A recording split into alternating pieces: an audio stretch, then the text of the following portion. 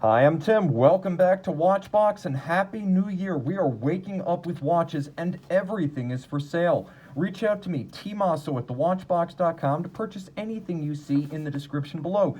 Names, references, and when available, prices are below in the description text. And remember, if you got a watch you didn't want, trade it for one you do. Sell a watch or trade, we're buying. Reach out to tmosso at thewatchbox.com. Today's show will astound you, and we're going to open with a big piece. This is the Romain Gaultier Heritage Collection Logical 1 Yellow Gold 5-piece US exclusive limited edition. Now I'm going to remove some of my offending fingerprints here and get a lot closer. This is a timepiece of extraordinary character. First of all, it's like nothing else. The reimagining of the fusee and chain with a single linear snail cam-based system provides the constant force to the escapement of previous fusee and chain systems, but you could see that as the chain transfers, it remains in the same plane. There isn't the winding up an inclined plane phenomenon that you get, creating inefficiency in a standard fusee system. Now you can also see that as I wind the watch with a trigger at the 9 o'clock position, the chain, which has many individual pivot jewels internally, moves from one to the other across a fully black polished bridge, which includes both the barrel and the fusee system. You can also see that the skeletonized end pieces of this bridge feature 1, 2, 3, 4, 5, 6, 7, 8, 9, 10, 11, 12 interior angles. Here's another. Here's 4 more. Make that 5. This is a timepiece finished to the highest standard in valet de jeu tradition, but at a level the ancient pocket watch manufacturers could never have imagined. Start with the dial, which is simple, spare, but glorious in black grand faux enamel.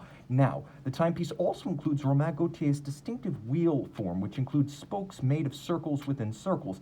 Gaultier supplies, among other things, these wheels to Chanel, for example, as Romain Gaultier is backed by Chanel money and therefore on a much firmer financial footing than most independents. The watch is a limited edition of 5, 43 millimeters in yellow gold. You can see there's a lot to it externally, with lovely media blasted and recessed lug profiles, a handsome rounded and hand polished case, and then a crown that allows for basic setting work up at 2 o'clock. Once again, you wind the watch up to 46 hours of power reserve using the trigger at 9 o'clock. The timepiece is handsome on both sides. As you can see, crafted in the valet de jeu with black polish, multiple interior as well as exterior angles, handsome satin graining, and even proprietary screws, which are used to allow more torque to be applied without stripping out the slot. So this is entirely proprietary, right down to the screws used.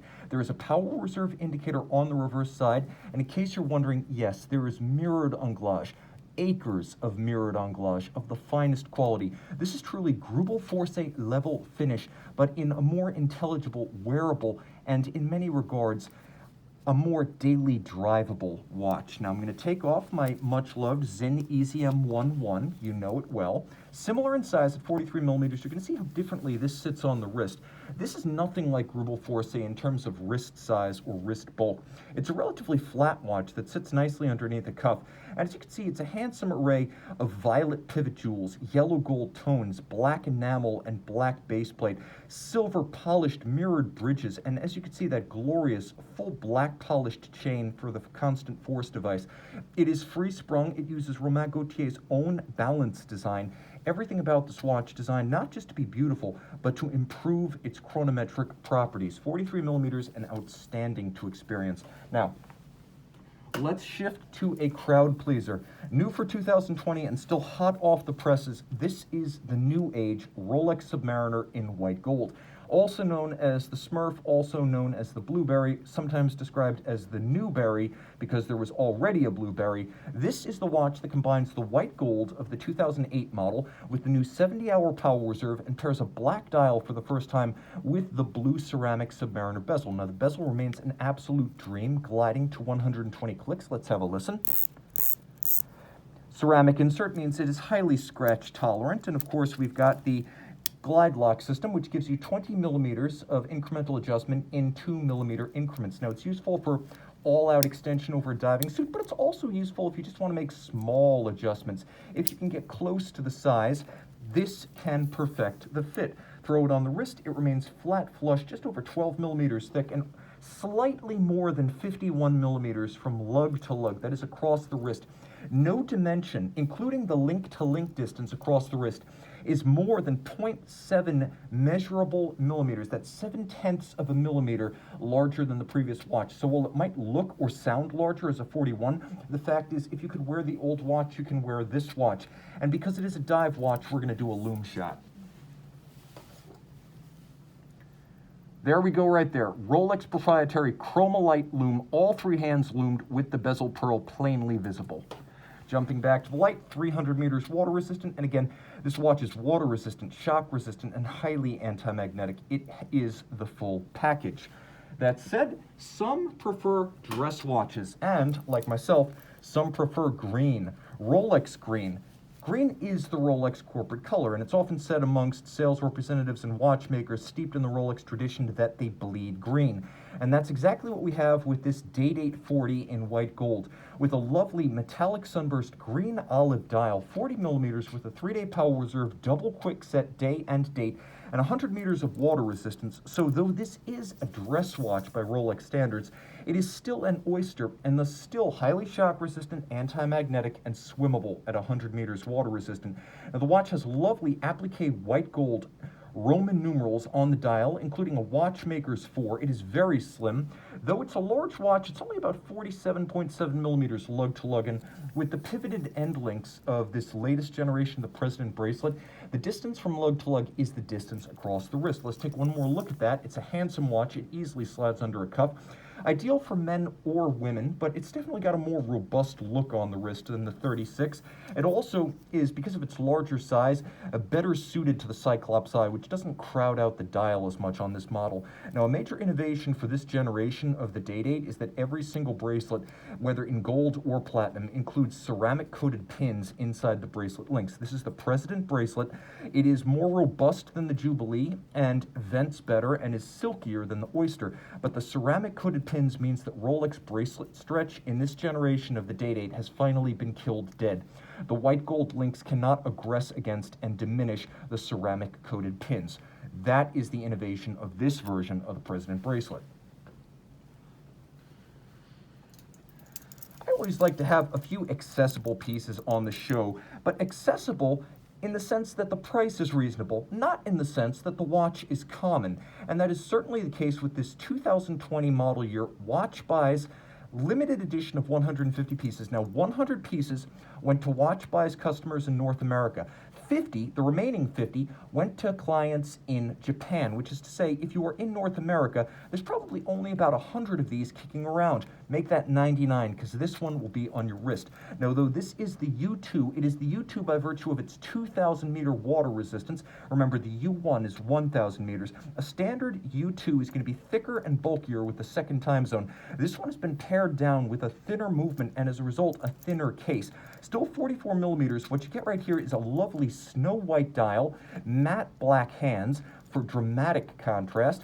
You get these traditional Zinn captive bezel construction where the bezel is held on by screws rather than snapped on, so it can't be snapped off by accident. It's very robust. It's chunky, it's loud, and it's proud.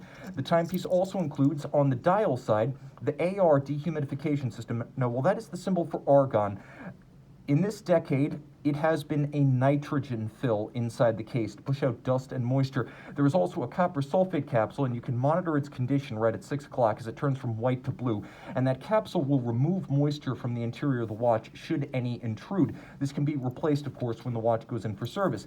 It is also temperature resistant down to negative 45 Celsius and up to 80 degrees Celsius. What does that mean in Fahrenheit? It means you're dead either way, but your watch is still ticking. A top grade 5-position adjusted ETA 2892A2, adjusted in-house by Zinn. It also features Zinn's proprietary Tegament and hard black systems.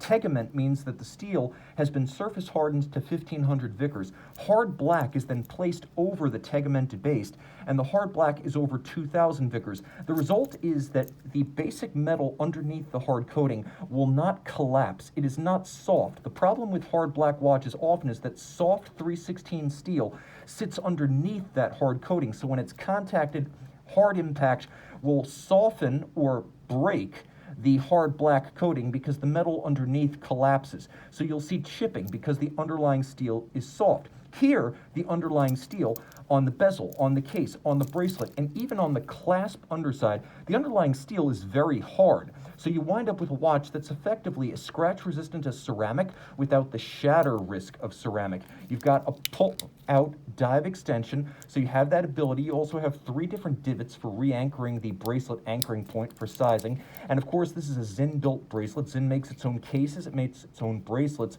and removable links are fixed by hex screws, which just seems badass. Throw the watch on the wrist, and though it's a 44, you can see I can wear it no problem.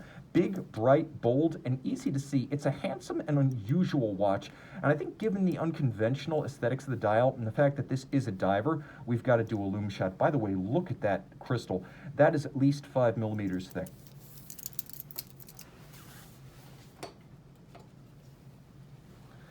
As you can see, in spite of the fact that the rare black variant of Superluminova is used, this is still a legible watch after dark and during a dive. Again, 100 pieces in North America. I come back to my home in the Vallée de Jaeger-LeCoultre, and this 43mm platinum 300-piece limited edition is the Master Grande Tradition Tourbillon.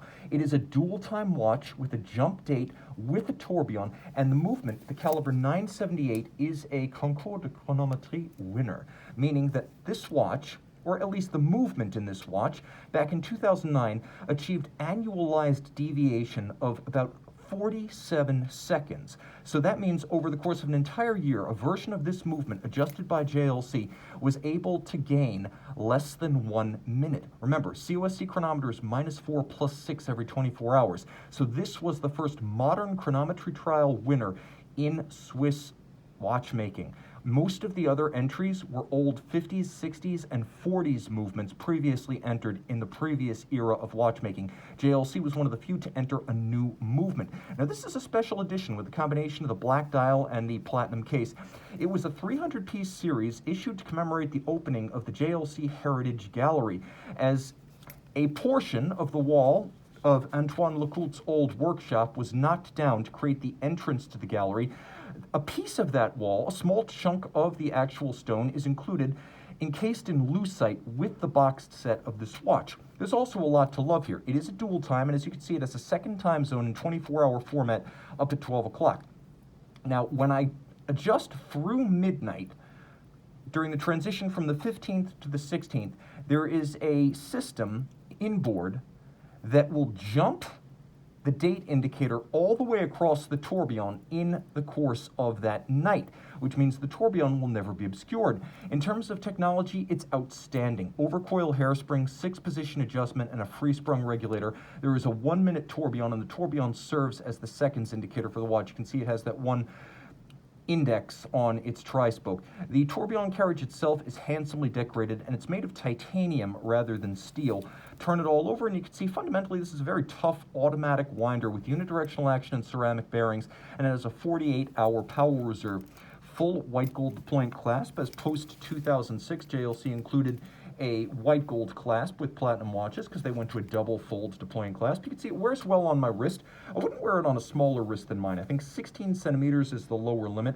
The timepiece is very impressive in person, and as you can see, thanks to those lovely alpha hands on a black dial and a white metal case, this thing is absolutely stunning and very heavy. Very, very heavy. A chronometry champion, gorgeous and rare. From Jaeger-LeCoultre, this is as good as it gets.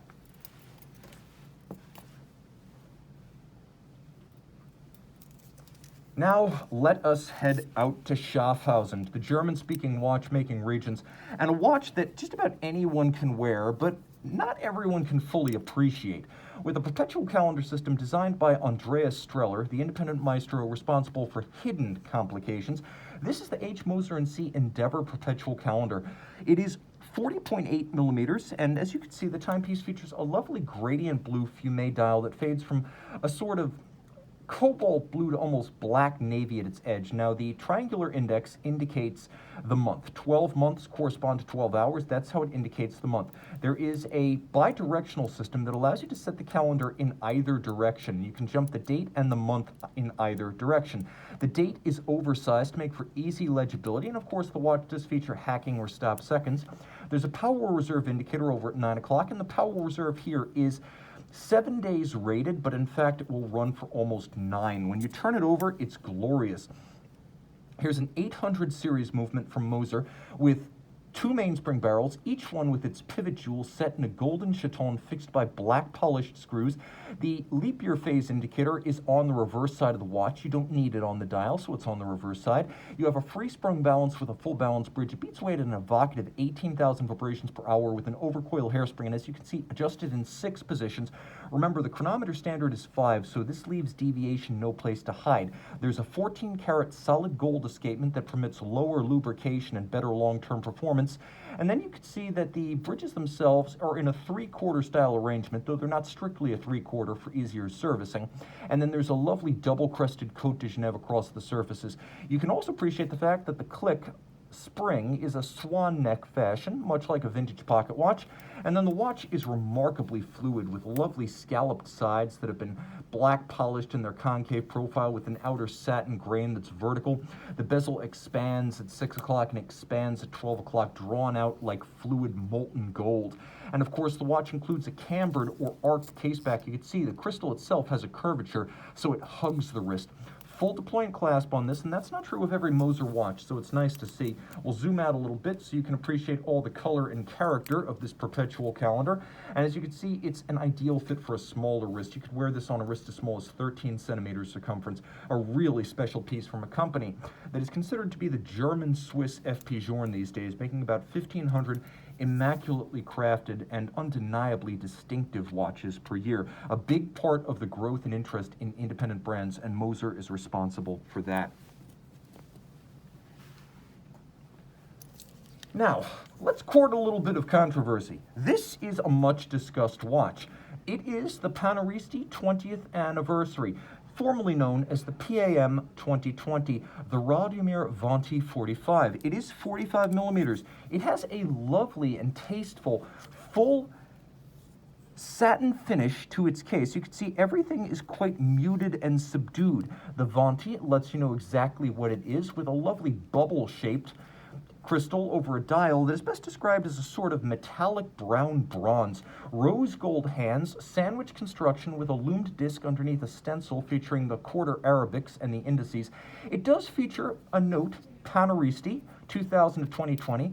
It is a tribute, a love letter, if you will, to the original Panerai fan site, the one that was more responsible than Richemont itself for building international interest in the brand during its heyday of the 2000s, proving that it still has some hits to coin. Panerai has launched this.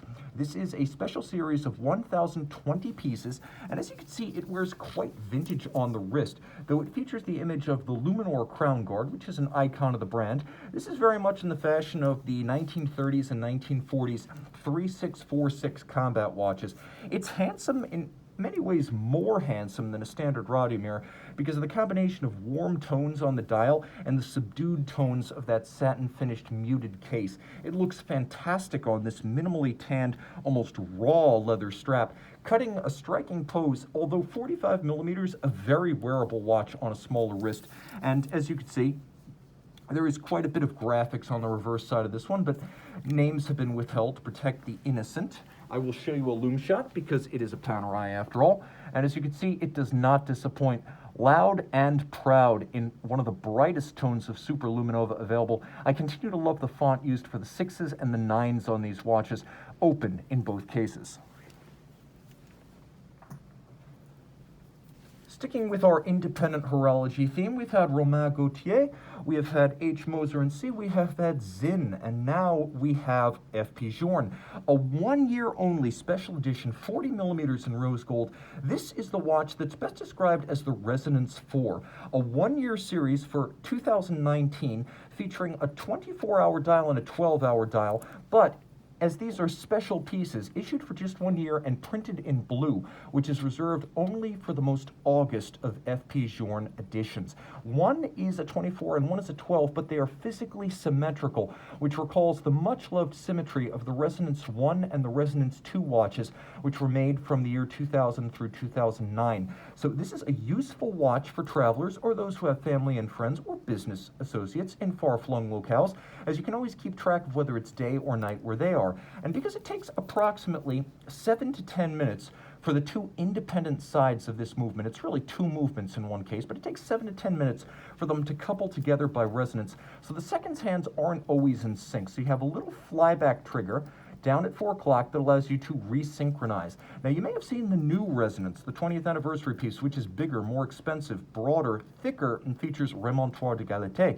It is technically impressive, but there is something hollow and soulless about it. I'm not into it. I am into this. And this one is triple rose, thin, fine, handsome, and traditional as FP Journe design philosophy goes. Rose gold dial, rose gold case, rose gold movement. Throw it on your wrist, it feels like a bigger watch because there is so much precious metal in here, all of it color consonant, that you feel as though it's a 45 on the wrist. It has that kind of heft and gravitas.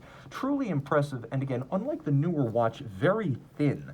This is a watch that easily ducks underneath the cuff, and because it is relatively sports casual and youthful in rose gold, it could easily pair with shorter sleeves and shorter pants in warmer climes, or, shall we say, more carefree months of the year. That said, it's also an awesome office companion because you have the ability to keep track of those two time zones, and that is great so you know when not to wake up your business partner on the other side of the world. Now, affordable watches. Cartier, and the best version of the current generation Santos. Redesigned for 2018, the Santos Large became possibly the best watch you could buy for under $7,000. For 2019, it gained two features that I adore. One, luminescence on the dial, and two, an applique dial with a gradient blue fade. So this is a big step up from the 2018 watch, which featured a silver traditional dial with printed features. Here, the Roman numerals are applique metal and polished. You can also see that the hands at center are loomed. There's a lovely metallic sunburst with a gradient fade from blue to navy at the edge. And then you can see that the watch features a color matching date disc, which is so key to achieving the overall effect. Now, although I have significantly diminished nails right now because of a manicure I give myself before these videos, you can see I am still able to activate the quick release system. This is the quick switch system. There's also a smart link system. You can see there are small cutouts on the underside of the individual links. And let's see if I have enough nail for this. I kind of doubt I will. Oh, hang on. Might be able to make this happen. But you are able to remove the removable links by pushing on those little tabs, which allows you to tool-free disassemble the bracelet itself, and in the course of doing so, you're able to size it without tools, and they are super smart about this. The Smart Link doesn't allow you to withdraw the bar, so you don't risk losing the bar.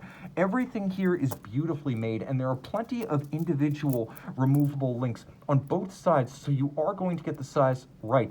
Double deploying clasp, twin trigger release, and as you can see, there are lovely ornamental polished screw motif adornments on the outside. I'll call them embellishments, but they're handsome and evocative of those early Santos watches. Remember, the Santos was both Cartier's first wristwatch and the first ever pilot's watch created for dirigible aviator Alberto Santos Dumont of Brazil, and the idea was that he needed his hands, both hands, while operating an airship, so he couldn't wear a pocket watch. He was able to reference the wristwatch because it was in his field of vision, and that was the original cause for creating the first Cartier wristwatch. Now, this one has a lot more to offer. As you can see, it's 100 meters water resistant, which is a big deal from a sporting standpoint. It is also anti-magnetic, with anti-magnetic inner shielding, so it's anti-magnetic, shock resistant, and water resistant. It is a sports watch in the modern sense as well. Now, the timepiece is only 9.5 millimeters thick, about 47 millimeters from lug to lug, and if you include the crown guards, it's about 40 millimeters across. So you can see it is a very wearable watch. Handsome, easy to wear, super comfortable, and the system is as easy to reassemble as it is to dismantle. So as you can see now, I'm going to throw it on, give you a better sense of how it looks on the wrist. I can recommend this one for a wrist as small as 13.5 centimeters circumference. A true pleasure and an awesome piece. Beautifully made from one of the great names in watchmaking, and jewelry for that matter. Okay, after this watch, things are going to get crazy. But this is a watch that came out in the last year. It is the Oris Aquis Relief. As with so many Oris special series or special edition watches, it is dedicated to preservation of water.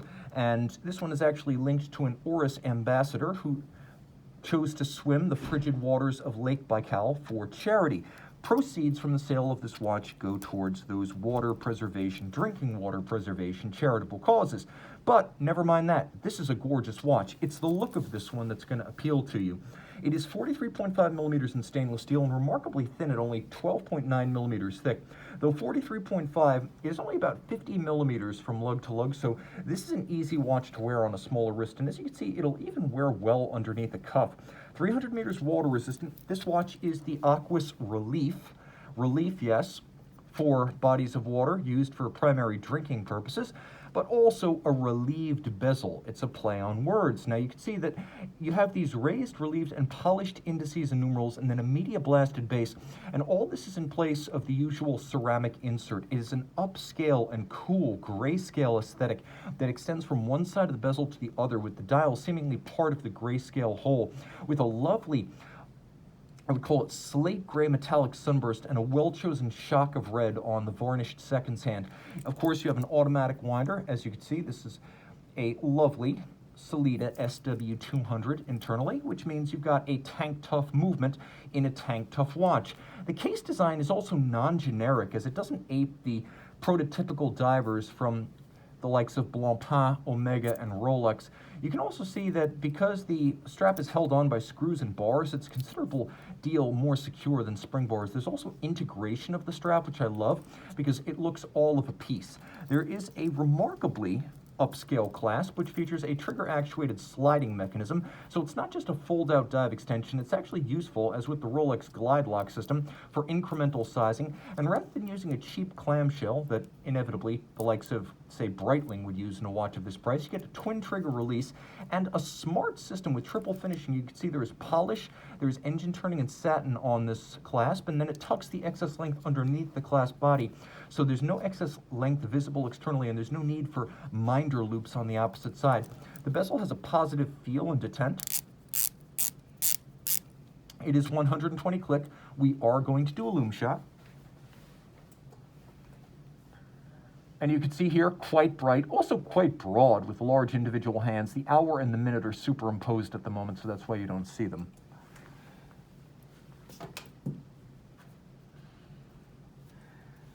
Now, I promise things are going to get super crazy from here. 41 millimeters in stainless steel. This is the Audemars Piguet Royal Oak Automatic 15400. It does have the lovely anthracite gray Grand Tapisserie dial, screw-down crown, 50 meters water resistant. With a screw-down crown and 50-meter resistance, you can surface swim this watch if you so choose. It is a large watch. Think of a 41 millimeter Royal Oak as more of a 43 millimeter round watch, and you get the basic idea.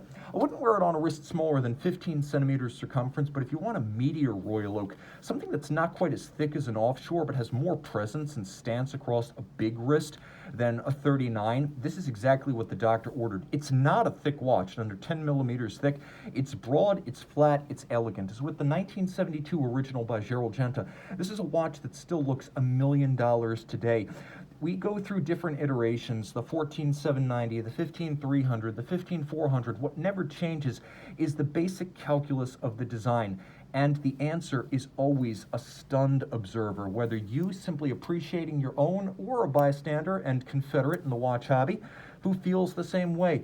Everyone agrees that the proportions are gorgeous, the details are innumerable, and the time to finish, including 11 hours just for the bracelet, explains where the money went when you bought it. The timepiece, of course, features an Audemars Piguet in-house caliber, 3120. 60-hour power reserve, automatic winding, hacking, and a quick set. You've got a 22-karat mass on ceramic bearings, featuring the coats of arms of the Audemars Piguet family, to remind you that AP is the oldest Swiss watchmaker still in the hands of and run by the founding families. It's got a full balance bridge and a free-sprung balance, which means this is a sports watch movement that is tank tough and built to take a hit. You'll also appreciate the fact that although the mega tapisserie dial on the offshore is stamped, the grand tapisserie on this model is still cut the old-fashioned way on a 19th century pantograph lathe, and all of the small details we adore about the Royal Oak, from the hairline bezel gasket externally expressed to the hexagonal white gold recessed bezel bolts, they're all present and correct. The watch even has superb lume. As you can see, this is a full-service sports watch, steel, loomed, automatic, and swimmable. It's also extensively hand-finished inside and out, so once again, you know where the money went.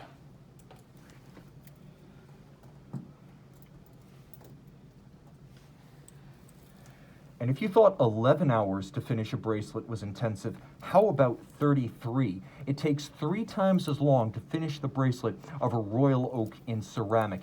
And this is the 2018 100-piece limited edition Royal Oak Tourbillon chronograph, open-worked black ceramic. There were actually 4 sub-variants, one with a gray accent and 25 pieces, and then 3 other editions of 25 pieces with different colors. This, of course, has the gray accented dial, so it's really an edition of 25 pieces within a larger series of 100. Now, the movement here, which is the 2936, is absolutely gorgeous, and you get to enjoy all of it on the front side of the watch. An open barrel, chronograph counters, and second sub-register. You've got a tourbillon regulator on the front that features a free-sprung architecture as well as an overcoil hairspring. It beats away at 21.6 and has, in spite of the power-intensive refinement, a 72-hour manual wind power reserve. Now, checking out the back of the watch, you can see that everything is finished to the highest level. This is where Audemars Piguet puts away most of the machines and starts finishing the entirety of the movement by hand. This watch originally retailed for $290,000, and as I like to say, you can see where the money went. Broad, mirrored bevels, sharp interior angles where 2 bevels meet, black polished screw heads with chamfered slots and circumference, steel chronograph components with satin finished tops and mirror beveled edges. This is as good as it gets. A tourbillon and a chronograph and black ceramic. If you hate scratches, if you hate scuffs, if you hate refinishing of used watches, when you buy one of these, you know not only has it never been refinished, even if you're buying it used, it will never need to be. It beautifully preserves all of that hand finishing, which is layered on to the same degree it would be if this were a metal case. The same types of tooling, albeit much tougher in construction, are used by artisans to create this bracelet, this bezel, this case. Look at the satin finish across the lug hoods and the bezel top. Compare that to the mirror edge. Compare the quality of the bevels on the individual links of the bracelet, as well as the interior polishing of the intermediate links. The attention to detail and the labor is either the same or considerably greater. A dramatic watch, and a surprisingly practical one with its chronograph and extended power reserve. It also has a surprising amount of lume. As you can see, this is a watch that you can read day or night. An absolutely striking sight in any light. This is the Royal Oak Tourbillon chronograph. But sometimes less is more. And with an A-series Audemars Piguet Royal Oak, that's certainly the case. This watch that you see here is an A-series, first 2000 built Audemars Piguet reference 5402. It has an ultra dark blue pantograph cut tapisserie dial made by Stern Frere, the company originally founded by the Sterns of Patek Philippe, and a specialist dial maker to this day. White gold hands, white gold individual indices and AP logo, a monoblock case, number 1035 in the A series. And in case you're wondering how early that production is, take note of the Gay Frere bracelet, stamped with the maker's mark, as well as the note 172, first quarter 1972. This is the very beginning. Remember, Guéfrère is a bracelet maker of exceptional regard that was later purchased by Rolex, but they were famous for making the first generation bracelet and clasp for the inaugural Royal Oaks. As you can see, this one is about an 8 out of 10 in terms of condition. I would say the bezel is probably more like a 7 out of 10, but originality is king, and this watch has it. You can see the white gold hexagonal bolts that we mentioned earlier, and again, I want to emphasize the monoblock case. The case back is one with the case itself. This watch is a front loader. Everything goes in through the front. This was how Gerald Genta originally envisioned the watch. And while over the years, even the jumbo in Audemars' collection has gradually been cheapened with a separate assembled case back, this early model is monoblock, milled from the solid. You can also see that the bracelet pulls relatively vertically down, meaning that it wears true to size. It's the rare Royal Oak that actually wears its stated size. The watch is only about 7.3 millimeters thick, meaning it's thinner even than the current 15202. And on my wrist, it wears like a 39 millimeter watch. For once, a Royal Oak doesn't wear 2 sizes larger than its stated size. Inside the case is the Audemars Piguet 2121 based on the Jaeger-LeCoultre 920. It is an ultra-thin, ultra-fine automatic, and it is the same movement found in the Patek Philippe 3700, the Jumbo Nautilus of 1976, as well as the Vacheron 222 of 1977. That significant movement was only ever used by those 3 companies, the Holy Trinity, AP, Patek, and Vacheron, and that's exactly what's inside this watch right here. An absolute stunner and a bona fide legend. This is the 1035th Royal Oak ever made. But you guys know me. I'm going to finish with what I love, and what I love is de Bethune of L'Aubusson. De Bethune is an independent company that probably spends more money on pure research and development and science for the number of watches made, probably more than anyone but Rolex, Patek, or Swatch Group.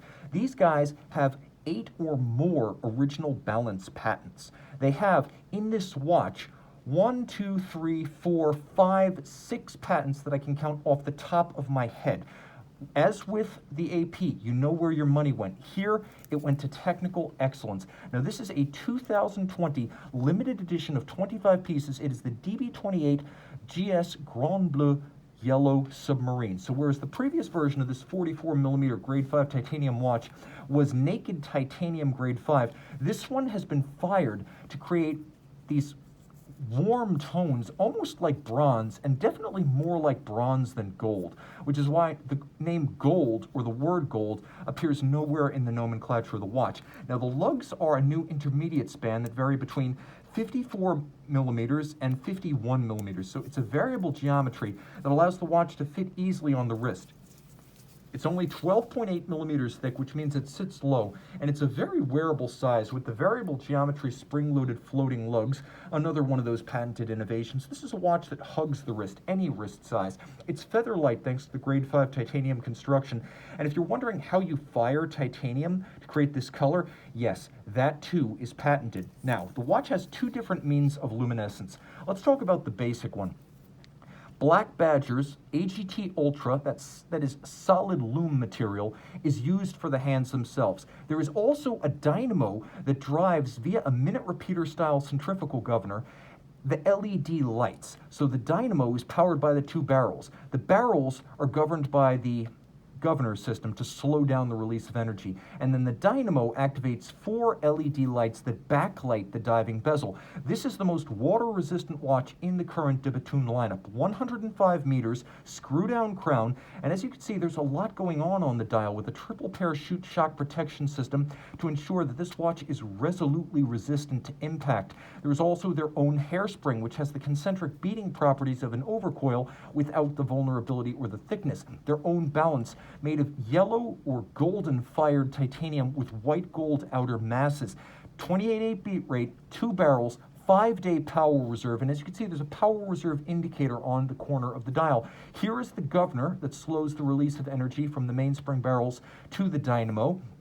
And of course, this is a rarity for a DB28 in that it has a center seconds hand. I should mention the DB28 back in 2011 won the Aiguille d'Or, or the Grand Prize, at the GPHG, the Oscars of watchmaking, and this is the most technically sophisticated and latest iteration of that watch. Now, there is a diving bezel that you can use externally to align with, for example, the minute hand, so you can time something. I happen to prefer a diving bezel to a chronograph. I find it's more useful, easier to reference, and most chronographs only give you a 30-minute register. A dive bezel is from 0 to 60, which makes more sense to me. There is fired titanium all over the movement. Everything internally that has that lovely glimmering gold hue, that is fired titanium. And you can see there's a black polished titanium overlay atop the engraved barrel bridge, and that is micro-light engraving. It's their alternative to a conventional dial guilloche, in my opinion, far more original. On the reverse side, this is a limited edition of 25, so I've covered up the numbers. You can see that the watch features the underlying mechanism for the power reserve display and more of that micro-light engraving. It is impeccably and traditionally finished, and of course, let's grab quickly for the lights, because this one really comes into its own when the lights go down. Now, you've got the lume that's inherent on the dial, but then you've got something more. The watch features a dynamo, and now you can see how the bezel is backlit and easy to reference in an instant. You can see how the power reserve indicator, which remains visible with the light on, shows you how much energy remains. You can see the barrels churning away, turning the governor that slows down the flow of energy from the barrels to the dynamo. And you can see how the balance itself has been backlit by the LED that sits just under it. In a word, magnificent.